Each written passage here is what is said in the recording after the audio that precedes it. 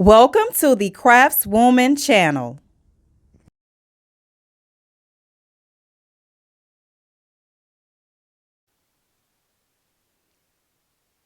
I want to talk about postpartum depression and why we don't support mothers.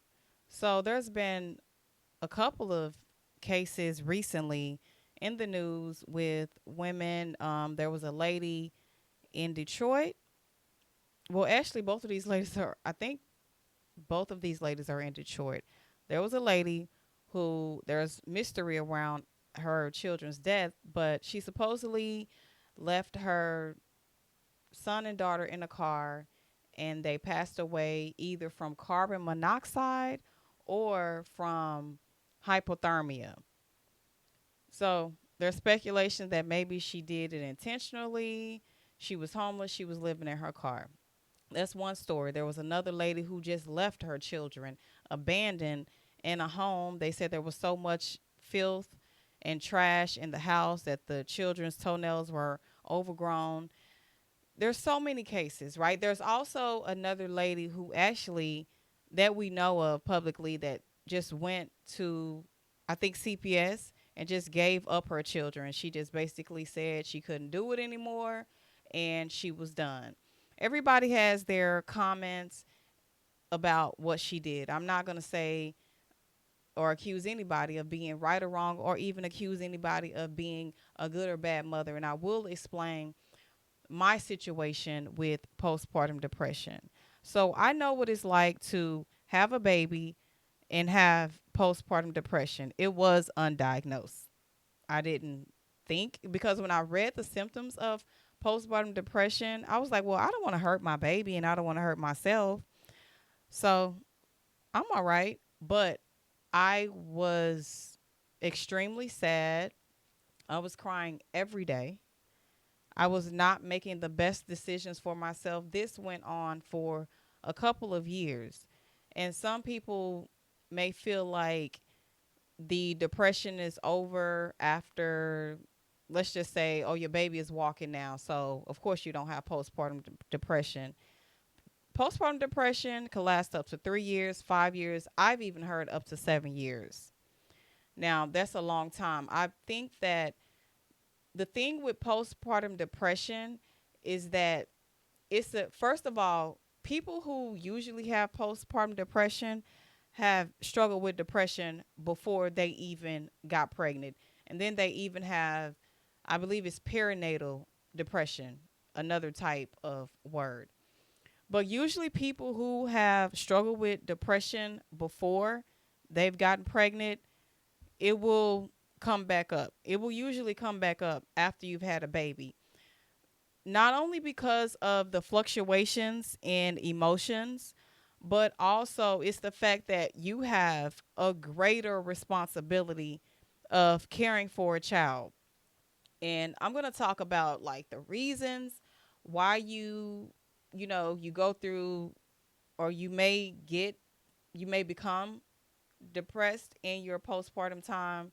And I also want to talk about I've also experienced postpartum without any depression. And so, just to clear the record, I do want to say that the postpartum stage, which is a postpartum period, meaning after you have your baby, you go into postpartum.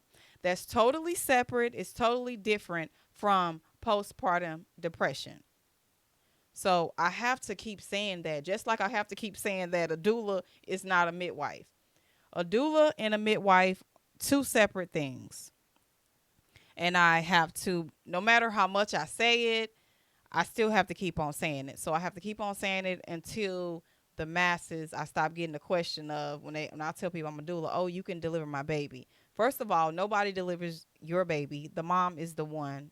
The woman is the one who actually delivers the baby. The midwife, the OBGYN, they are the ones responsible for the medical part. The doula is non medical. So the doula is going to support you with emotional, physical things and stuff like that.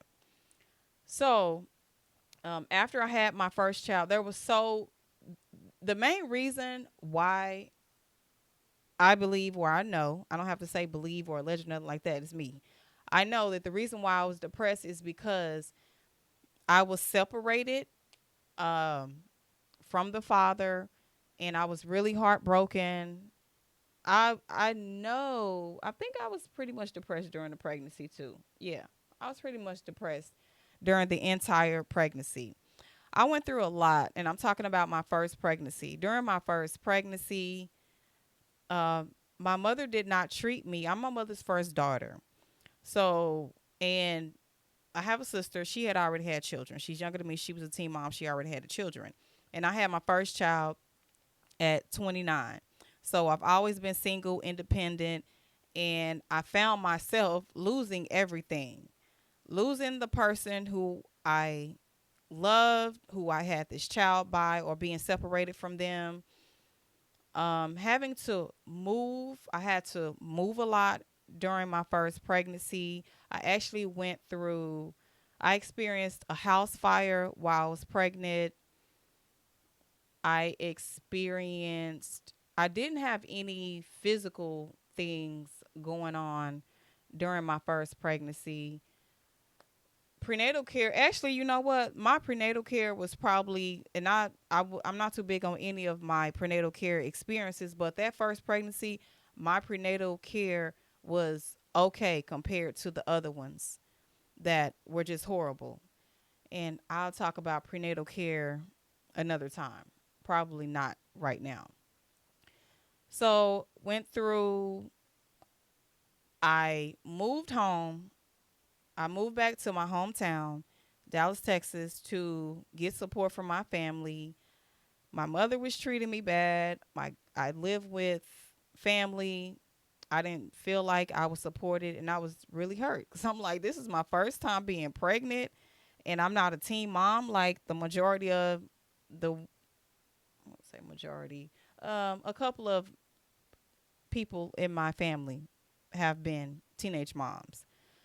So I felt like my family was happy to see me struggle because I moved away to Atlanta by myself when I was 19 years old, and I supported myself the whole time I was there until I got pregnant and I began to struggle financially. So I went back to Dallas, Texas to get support from my family, and they were horrible. I'm still crying all the time. So I ended up moving back to Atlanta, Georgia, and I lived with my sister and her children at this time. Again, it just wasn't a good experience. So we were actually victims of mortgage fraud. So she was paying this person rent, and they were not doing what they were supposed to. It was just a mess. She actually moved into a house. It was illegal, but she didn't know, from what I know, she didn't know that it was illegal, right? So I remember a guy coming over, and I had to give him money or whatever. So it was a weird situation. She was on Section 8. And I know sometimes on Section 8, I've never been on Section 8. I wanted to, but I think I never signed up because they said the waiting list was just too long. But she was giving this guy who supposedly had got her this house that he did not own. And she was paying him money. And it was just a weird situation because my name wasn't on any type of lease. I don't even know if there was even a real lease. But one day, the sheriffs, everybody came to evict us. And at this time, I think I'm about 8 months pregnant. They came and they was like, you've been receiving warnings that, you've been evicted, but the eviction notice was for a woman who used to live there. So you know how when you get evicted, I don't know if it takes like 3 months. I know in apartments it takes like 3 months for them to, like, the sheriffs to come and really like put you out. So they came and said, we're here to evict whatever the person's name is.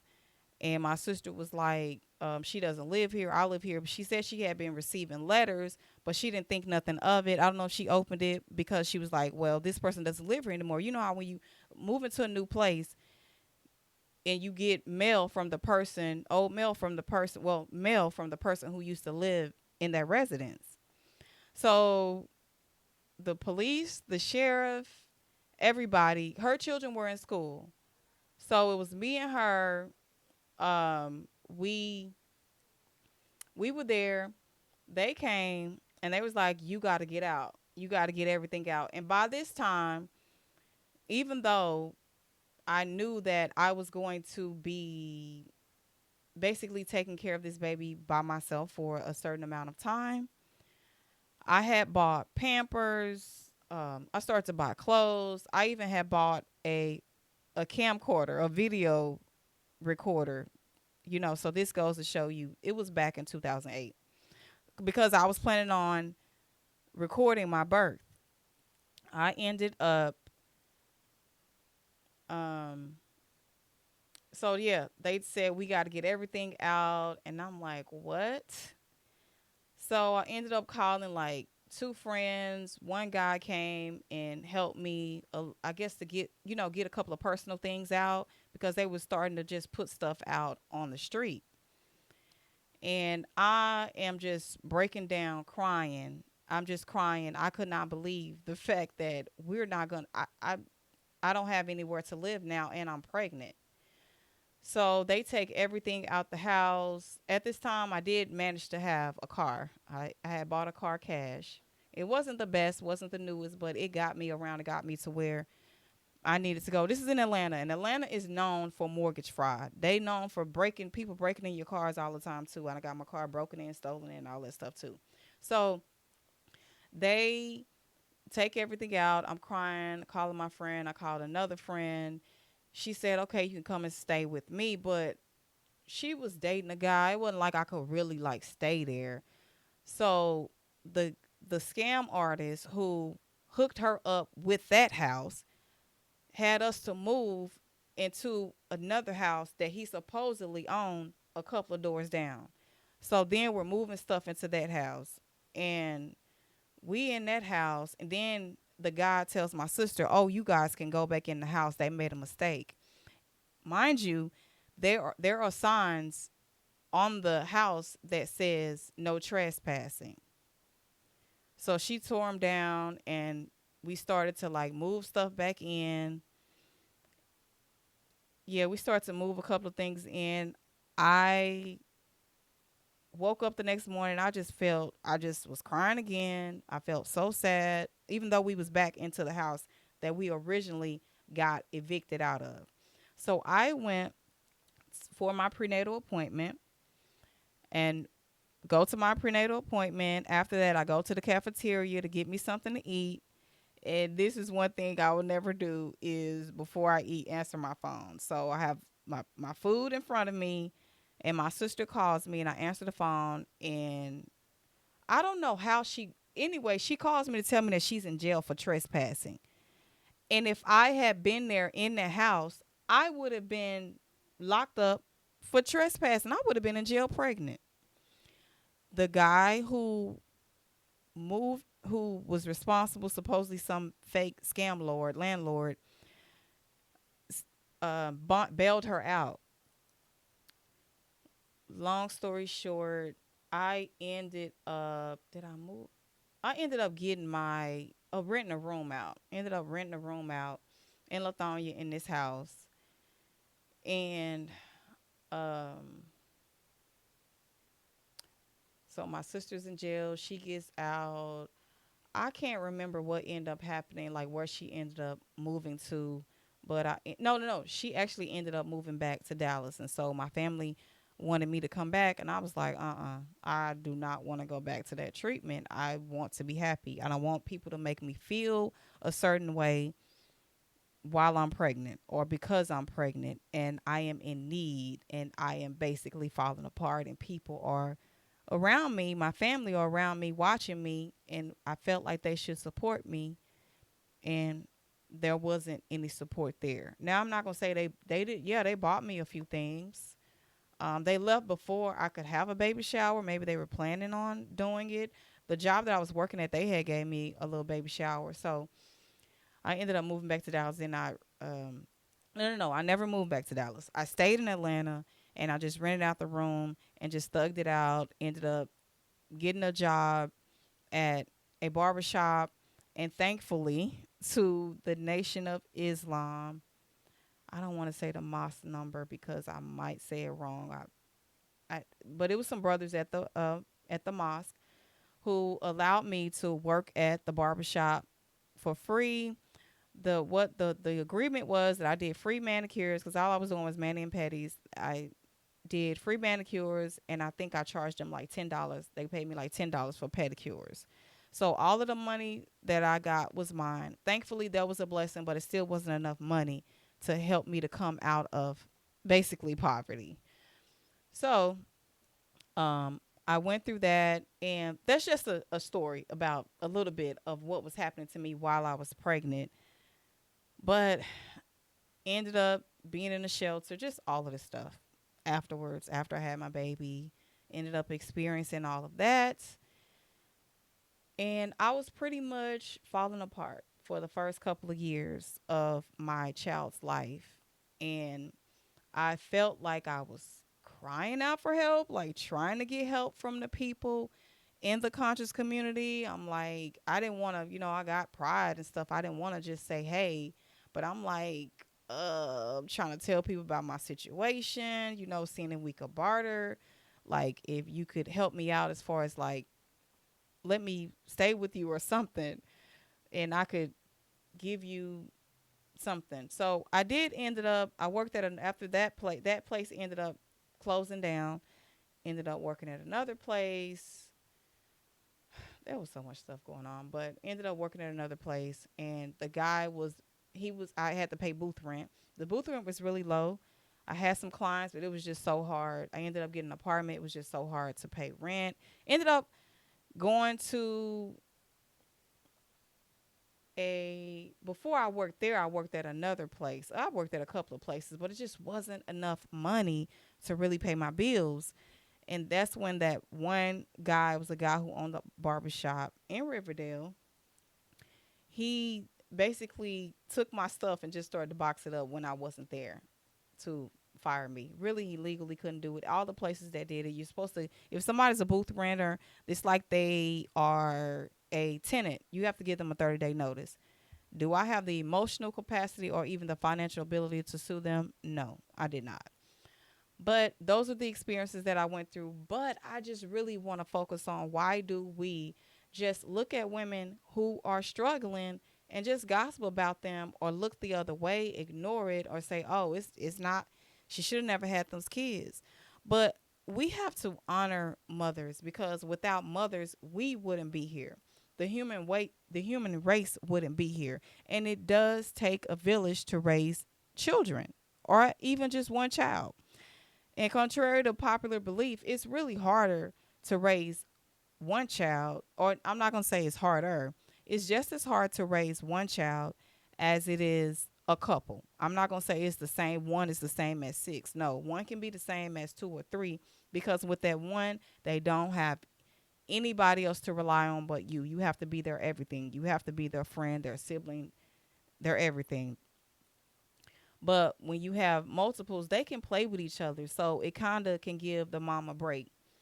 So one of the reasons why we do have postpartum depression is because we don't have a village. Now, regardless of if someone has their spouse, baby daddy, or whatever, their husband with them, it takes more than two people to raise children. One person or two people is not enough. You need aunties, you need uncles, you need grandparents.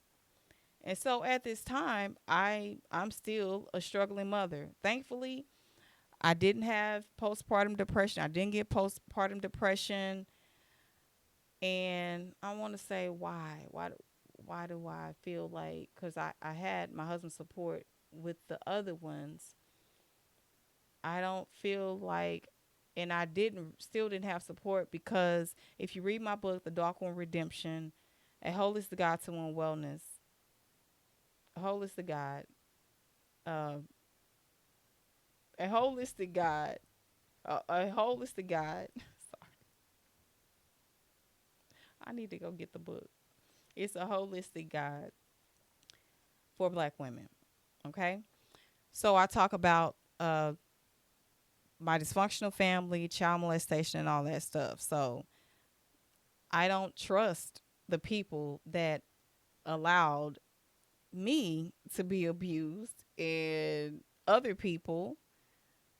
I'm not going to let them, I'm not just going to feel comfortable to let them um, help me with raising my children. So I ended up being by myself. And I do have paranoia from the experiences of knowing so many people who have been molested. And 99% of the time, it's always been somebody that you know, whether it's somebody in the church, like it was with me, a family friend, or either family members. So I'm not even going to give it a chance. I'm not going to even let that happen, especially when children are so young. Not only if they can't talk, but when they're so young. I'm just not going to do it. But I feel like we need to support women more while they're pregnant and especially after they have the baby. Usually, everybody's there for the baby shower. They're there to play the games, to eat the Rotel meatballs. They're there. They'll bring you a box of something, some clothes and stuff. You end up getting most of the time. You end up getting a whole lot of stuff. I remember I had enough I didn't have to. If you have a nice baby shower, you don't have to buy Pampers for a while. And then if you start stacking up too, and clothes, you can have so many clothes that your baby don't even get to wear them. So after that time, after you have the baby, you come home with the baby. Everybody's calling, oh, how was labor? They're like, you ain't had the baby yet before that happened, when they know your due date and all that stuff. But the support drops off as the baby grows older. And the responsibility is still there for the mom. And more times than not, the majority of the responsibility falls on the mom. Whether there is a spouse there taking care of the bills or whatever, physically, she has to take care of the baby. Not only taking care of the baby, she has to take care of herself.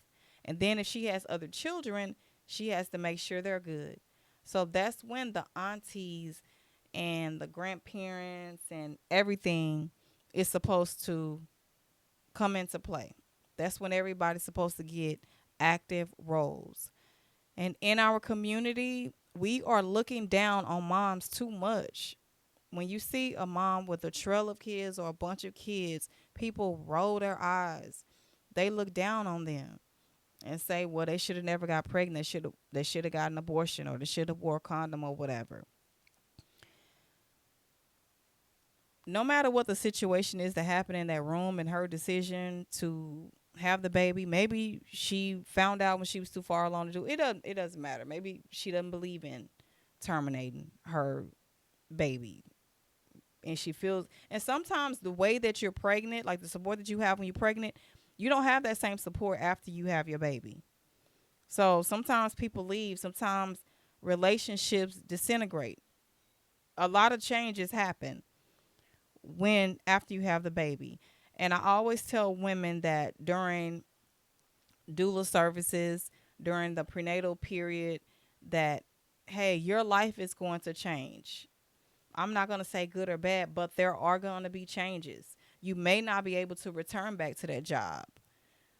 Your spouse may leave. Your family may start acting indifferent. They may not want to help you babysit. They may not want to help you do certain things because you are going to need a babysitter. That's the reality to do certain things. But me, my first pregnancy, I had a few babysitters, not long. I'm talking about maybe a few days or a week.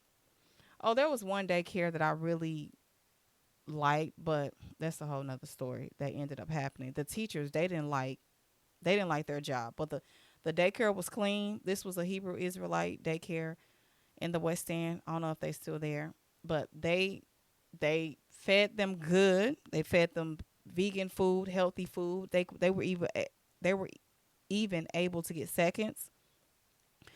One day I'm in there and I think I went to the restroom or something. So I overheard, it was a worker who was dealing with the babies.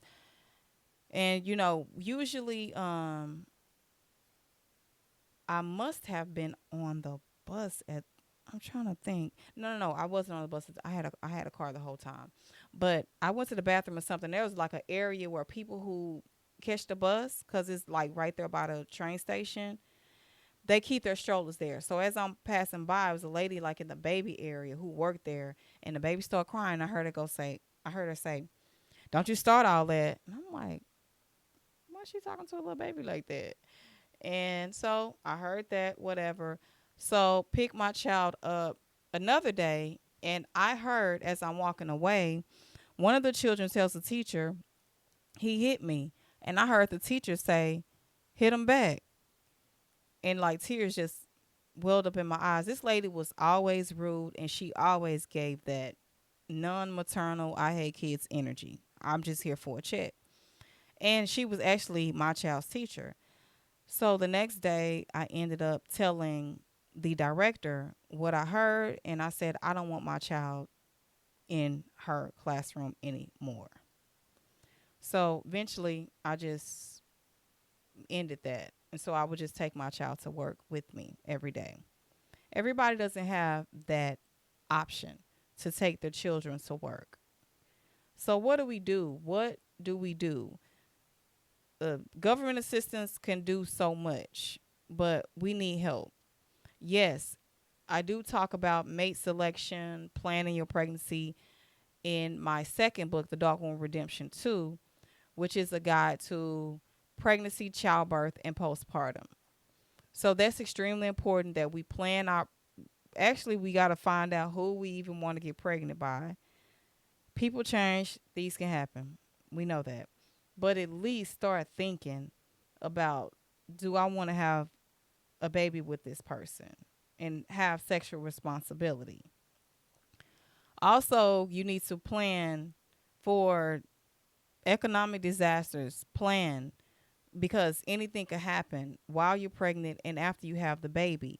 And so, in the beginning, before they go to school, if that's what you want to do, enroll them in school, you're going to have to figure out if you're going to have to put them in daycare. Look for a daycare with cameras. But I don't even trust the daycares with cameras because I know everywhere there are blind spots. So, I still don't trust that. But for those who are not as traumatized as me and you trust people, it's a certain time before you will put your baby in daycare. But so I'm saying all this to say that on March 23rd, 2025 in Dallas, Texas, we're having our second The Pregnant to Postpartum event in Dallas, Texas at 2 p.m. And what we're going to be doing at that event is I'm being the change that I want to see. We are having doulas, birth professionals. The last time we had midwives, chiropractors. This time I don't think we have, as far as like vendors and sponsors. As of yet, we have doulas, chiropractors, people talking about financial advice. We have to start supporting people. So this event is for pregnant women and women who are postpartum. If you want free tickets, you have to DM at thecraftswoman.com. I'm sorry. You have to DM at thecraftswoman, and I'm not sorry. But that was a mistake that I made. You can also go on Eventbrite if you want to purchase a ticket. Right now, they are 2 for 1. So you can go on Eventbrite and just put in the pregnant to postpartum event. Actually, you know what? Just go to craftswoman.com and you can just register there. I'm only going to be giving out free tickets for a short amount of time. So hurry up and DM at The Craftswoman on TikTok or Instagram. I'm also on YouTube. My page is The Craftswoman. You can comment. You can email contact@craftswoman.com if you know someone who is pregnant or who recently had a baby. Now, it's generally for children who are up until 3 years old will get in free.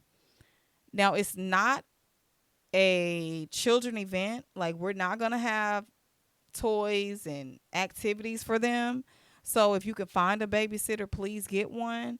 But if you cannot find a babysitter, you're welcome to bring your children. There's gonna be a charge. So if you DM me, you're only gonna get one free ticket. So if you want to bring a spouse, a friend, they will have to pay either at the door or they need to just register on at Eventbrite. So go to craftswoman.com. We're going to be giving out free Pampers, baby wipes, also pull-ups. Although I don't believe in pull-ups, I believe they're a waste of money. And I know people are into cloth diapers. I did cloth diapers as well. Not for every child, but I've done cloth diapers. And to be honest, most people are not into cloth diapers. So if I've gone to a baby shower, sometimes I may give a cloth diaper. I know they're not gonna use that, but we're gonna have there may be some baby clothes, a couple of things, bras. We got some bras to give away. So we're gonna be doing a workshop on baby wearing.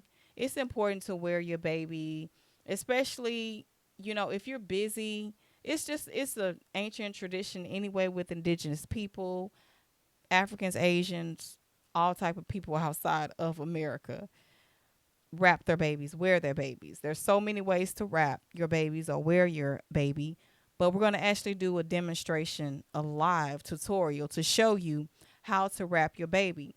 That can help you with your mental space because with all of that crying and stuff, a lot of times all they want to do is just be close to you, but you still got the dishes, you got laundry, you got stuff that you have to do that you can't sit up and just hold your baby all day. And we don't believe in spoiling babies. Babies are supposed to be held. They're supposed to be close to the mother. I just read something that said they don't even know that they outside the womb for the first 9 months or a year or whatever. Babies are supposed to be close to you, but it's also because we don't have the support of someone to come and mother the mother past 6 weeks. Sometimes, yeah, you do have those families come in, they fly in from out of town, they'll stay with you for a couple of weeks or a month, but people have to get back to their life and get back to their job.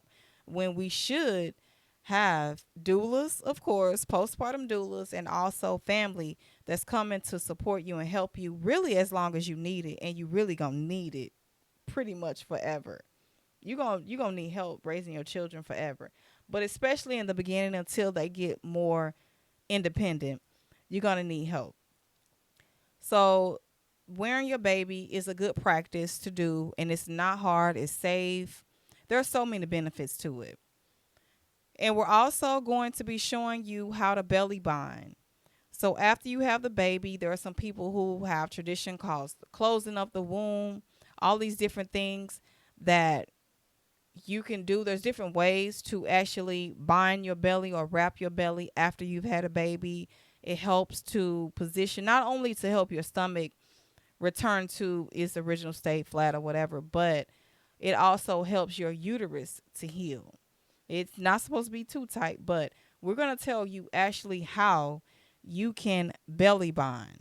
You can wrap your belly. Not you personally, someone else has to do it. So you're going to need, or maybe it's a way that you can wrap your baby by yourself, but I don't know if you can actually wrap your belly by yourself. Maybe you can. I mean, single women can be heroes. So we are going to be doing that demonstration. We'll have a Q&A, a panel. We kind of just want to go with the flow of what the audience needs. If we have more pregnant people, we may stick on more pregnant. We may talk about more pregnancy things. If you have just had a baby, maybe if we have more postpartum women, maybe we'll talk more about postpartum. We'll be talking about avoiding postpartum depression, labor tips. So it's going to be an experience for you to mingle, network, meet your mom village. A lot of times after a woman gives birth, they're asking me, any mom groups? Like now, especially first time moms, their life has changed because now they can't kick it with their single friends like they used to because they're in a different stage in life. And so your single friends may not understand what you go through as now being a mother and the sacrifices and the responsibility. You can't just up and go and do certain things the way you used to do. So there's a difference. And women want to meet other moms going through them. So We a lot of people met people at the last event, and we will also have a private breastfeeding room. We also have a baby changing station. This event is really mother friendly. There's an open space, so we're not trying to, like, if toddlers need to run around or whatever, it's not, we're not trying to contain them, because that's what they do in a new space. They want to run around, they want to explore. But we definitely still want to be safe. And remember, it's not a children event. It's an event for pregnant and postpartum mothers. And we also have free food there. We have something for you to drink, something for you to eat, because of course, pregnant, postpartum women, breastfeeding women are usually always hungry. The event is 4 hours. It is off of 635. It's in between Jupiter Road and Plano Road, but it's in that North Dallas Garland area. Some people think that it's Garland, but the address is in Dallas, but it's in that area. So for you who are out Frisco, all those places out far north, come through. It's a good location, free parking, and a lot of parking, so you don't have to worry about going a long way. If you have to bring your stroller, bring your stroller. We have space for you to put it somewhere. But I want you to know that we are being the change that we want to see. We are offering support, education to pregnant moms and new moms. So come out to the pregnant to postpartum event. If you can't come, tell somebody who is in the area, and also to your moms, do you know, that are struggling, please help them out. If they trust you enough, you can offer some babysitting, or even like play dates. If there's a mom with with children, you all can go out, and so then your friends have, then your children have friends that they can play with, and they can not be getting on your nerves. And then you have another mom that you can talk to if you in the mom vibe. You can do that. There's so many ways that you can support a mom if you're not able to come to this event. Oh, and if you do want to donate, like if you want to donate anything like Pampers, clothes, wipes, please email contact@craftswoman.com, and somebody can come and pick those up so that we can serve the women. And we want to make sure we still have Pampers left over from last time. We want to make sure we get rid of all the stuff, all the Pampers, all the bras. I don't want to be taking none of that stuff home, not even the food. I don't want to take the food home. I want everything to get ate up, the drinks to get drunk or drank, and all the Pampers, wipes, bras, everything that we have to give away to be taken. And then I want people to meet your birth professionals, meet your chiropractors, meet your doulas, meet those people that can support you on your journey, so we won't have so many struggling mothers out here, and mothers who pass away. There was one post that I saw where a lady jumped off a cliff, postpartum depression. Or actually, that was a little bit above. Not a little bit, that was a lot. That was extreme. That was postpartum psychosis. And it's because postpartum depression, to me, not only is it like the chemical imbalances, the trauma previously before you got pregnant, or either why you went pregnant, is because you don't have a village, you don't have support.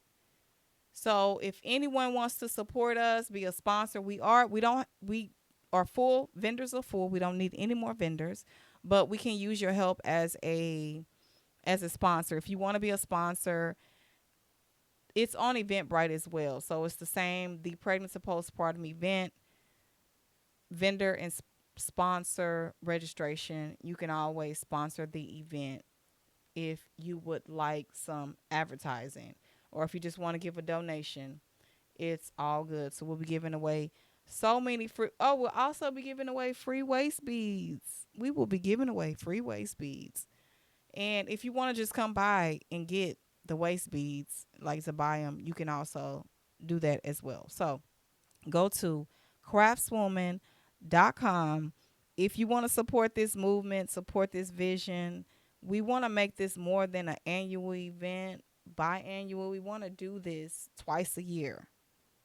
So the next one is scheduled to be in October, but we want you to make sure you come March 23rd to the pregnant to postpartum event, 2 p.m. to 6 p.m. at the. Thank you so much for watching. Please like, share, subscribe, and leave a comment. Let us know, what did you think about this video?